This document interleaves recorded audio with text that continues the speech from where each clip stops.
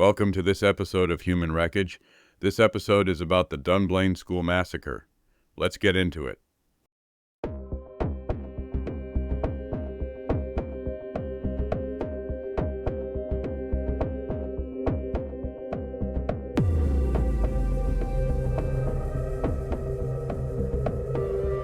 On March 13, 1996, 43-year-old Thomas Hamilton, a resident of the small town of Dunblane near Stirling, Scotland, was observed by neighbors outside his home on Kent Road scraping ice off his vehicle around 8:15 a.m. After cleaning off his car, Thomas drove 5 miles to Dunblane Primary School and arrived around 9:30 a.m. Thomas parked his van near a telephone pole in the school's parking lot. Once Thomas got out of his vehicle, he walked over to the phone cables at the bottom of the telephone pole, which served nearby homes, and clipped the wires. Then, after cutting the lines, Thomas made his way across the parking lot to Dunblane Primary School's entrance. Thomas Hamilton entered Dunblane Primary School and made his way to the northwest side of the building. As he approached the door near the restrooms and the school's gym, he carried 4 legally held handguns. He had 2 Browning HP pistols and 2 Smith & Wesson Magnum revolvers. In addition to the firearms, Thomas had over 700 ammunition cartridges. He had prepared himself for a confrontation. Before he entered the gym, Thomas made a shocking decision. He fired 2 shots into the assembly hall and the girls' bathroom, causing panic and fear among the students and staff who were present. Inside the gym, Thomas encountered Gwen Mayer, the teacher of the Primary 1 class. There were 28 students and 2 other members of the school staff present: physical education teacher Eileen Harold and Mary Blake, an assistant. After Thomas Hamilton entered the gym at Dunblane Primary School, he began shooting randomly at the teachers and the students without any apparent motive. The first victim was Eileen Harold, the physical education teacher, who was injured in her arms and chest. As the attack unfolded, Eileen and several students sought refuge in a storage cupboard at the side of the gym. Unfortunately, Gwen Mayer, the teacher of the Primary 1 class, did not survive. She was fatally shot by Thomas's bullets, losing her life instantly.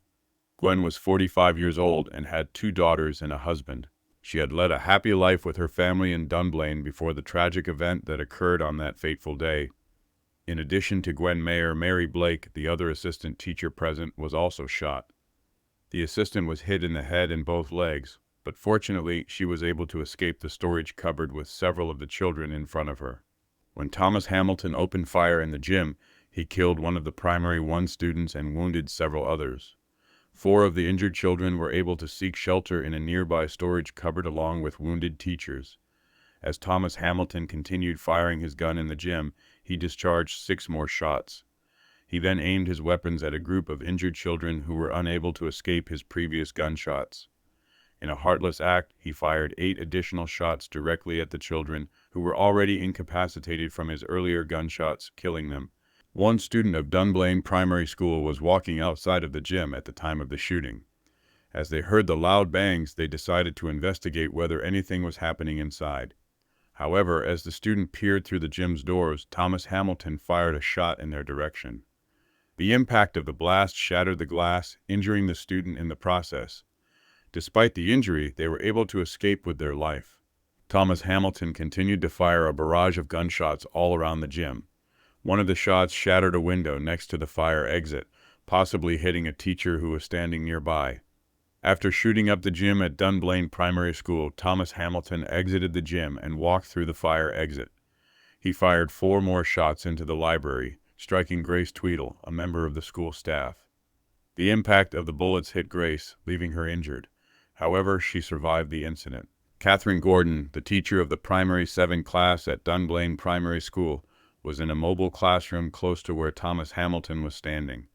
As Catherine noticed Thomas was shooting, she swiftly informed her students to get down on the floor and hide under their desks. Simultaneously, she instructed them to stay silent and remain calm. At that very moment, Thomas Hamilton fired 9 shots into the classroom, causing chaos and despair. The bullets struck several schoolbooks and equipment, creating a scene of destruction. One of the bullets even passed through a chair where a student had been sitting moments before. Thomas returned to the gym, dropped his pistol, and took out one of his 2 revolvers. He placed the barrel of the revolver in his mouth and pointed it upwards. In a final act of depravity, Thomas pulled the trigger, taking his own life in the Dunblane Primary School's gym. 32 people sustained gunshot wounds during a Thomas Hamilton 3-4-minute period of attacks. 16 people were fatally wounded in the gymnasium, including Gwen Mayer, 15 of her students, and one other child. Among the victims, including Gwen Mayer, most were around the age of 6. The perpetrator of the Dunblane Primary School Massacre, Thomas Hamilton, was born in May 1952 in Glasgow, Scotland. Before committing the heinous act, Thomas held the position of head of several youth clubs. However, there were numerous complaints made to the police regarding his strange and inappropriate behavior towards the young boys in his groups. Specifically, there were claims of Thomas taking semi-naked pictures of the boys without their consent. Additionally, there were reports that he forced the young boys in his youth groups to sleep close to him inside his van during outside expeditions. These disturbing allegations eventually reached the ears of the Scout Association, leading to serious consequences for Thomas. His scout warrant was abruptly withdrawn, with the county commissioner asserting that he was suspicious of his moral intentions towards boys. The association blocked Thomas, effectively preventing him from becoming a scout leader in Clackmannanshire. 2 days after the devastating Dunblane Primary School Massacre, a prayer session was held at Dunblane Cathedral. This gathering was open to people of all faiths and religions, allowing them to come together and mourn the loss of Gwen Mayer and the students killed in the attack. Queen Elizabeth II and her daughter Princess Anne were in attendance at the service, demonstrating their support to the grieving community. In October 1996, the parents of the students killed in the attack held their own memorial service at Dunblane Cathedral. This gathering was attended by over 600 people, including Prince Charles. These prayer sessions and memorial services provided a platform for the Dunblane community to come together and find solace in the aftermath of such a tragic event.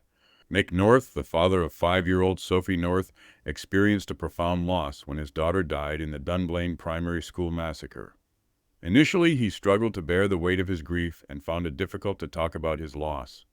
However, as he gradually became ready to share his story, he faced discouraging messages from those around him.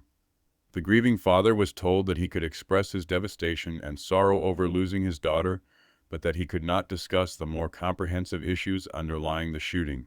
He was discouraged from voicing his opinions on gun control and the safety measures that should be implemented in schools. However, Mick was not someone who would allow himself to be silenced. He understood the importance of using his voice to advocate for change and prevent similar tragedies from occurring in the future. Despite the discouragement he faced, he decided to speak up and challenge the status quo. After the devastating attack that claimed the life of his daughter Sophie, Mick North made a bold decision.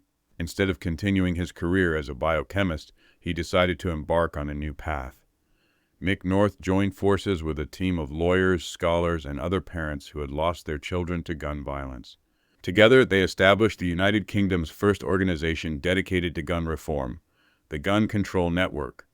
The Gun Control Network was founded in response to the growing issue of gun violence in the country. Mick North was determined to create a platform where bereaved parents like him could come together and advocate for stricter gun control measures. This organization's primary goal was to raise awareness about the dangers of firearms and promote evidence-based policies that would reduce gun-related deaths and injuries. Members of the Gun Control Network campaigned for a ban on private gun ownership. In response to groups such as the Gun Control Network, the Prime Minister at the time of the Dunblane Primary School Massacre introduced the Firearms Amendment Act in 1997. This act banned all cartridge ammunition handguns, with the exception of .22 caliber rimfire in England, Scotland, and Wales. The gymnasium at Dunblane Primary School, where the majority of the massacre occurred, was demolished on April 11, 1996. This decision was taken in order to begin the healing process and to create a memorial garden to honor the children who were killed. 2 years after the massacre, on March 14, 1998, a second memorial garden was officially opened at Dunblane Cemetery. The memorial garden serves as a final resting place for Gwen Mayer as well as 12 of the slain children. The memorial garden in Dunblane Cemetery is a tranquil space where visitors can reflect on the tragic events that occurred on that fateful day. It features a fountain which serves as a constant reminder of the lives that were lost. Surrounding the fountain is a plaque bearing the names of all the children who were killed in the massacre. This plaque serves as a permanent reminder of their brief lives and serves as a tribute to their memory. In addition to the memorial garden in Dunblane Cemetery, stained glass windows have been installed in 3 local churches, St. Blaine's and the Church of the Holy Family in Dunblane, and the nearby Lecropt Kirk. These windows serve as a poignant reminder of the children who were killed and serve as a constant reminder to the community of the tragedy that occurred. The names of all the victims are inscribed on the windows, ensuring that their memory will always be preserved. Thank you for listening to another episode of Human Wreckage. Please hit the subscribe button and give us a like. See you next time.